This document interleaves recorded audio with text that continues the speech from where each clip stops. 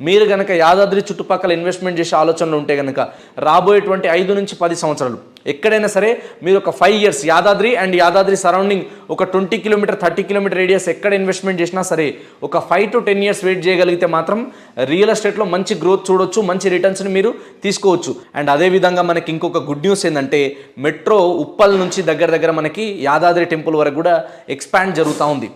ఘట్కేసర్ నుంచి ముందుకు గనక మనం వెళ్తే ఎయిమ్స్ కాలేజ్ వరకు కూడా మనకి చాలా డెవలప్మెంట్స్ ఉన్నాయి. సో భువనగిరి గురించి మనం మాట్లాడాలంటే దీనికి ఒక స్పెషాలిటీ ఉంది. మౌంటైనింగ్ చేసే వాళ్ళకి ట్రైనింగ్స్ ఇస్తూ ఉంటారు. అది కూడా one of the famous place ఇప్పుడు మనకి. దాని తర్వాత చూసుకుంటే మనకి ఏదైతే ప్రపోజ్డ్ రీజనల్ రింగ్ రోడ్ ఉందో అది కూడా మనకి యాదాద్రి మీద నుంచే ఉంది. ఔటర్ రింగ్ రోడ్ రావడం, తర్వాత వచ్చేసి మనకి ఏంటంటే రిజర్వేర్లు రావడం, పెద్ద మనకి ఇంకోటి ఏంటంటే టూరిస్టులు రావడానికి ఇష్టపడుతున్నారు. ఆ సరౌండింగ్లో ఉండడానికి చాలామంది ఇంట్రెస్ట్ చూపిస్తున్నారు. కాబట్టి మనకి ఆ ఏరియాలో అండ్ ఆ ఏరియా చుట్టుపక్కల ఇన్వెస్ట్మెంట్ చేసే వాళ్ళకి అద్భుతమైన రిటర్న్స్ వస్తాయి.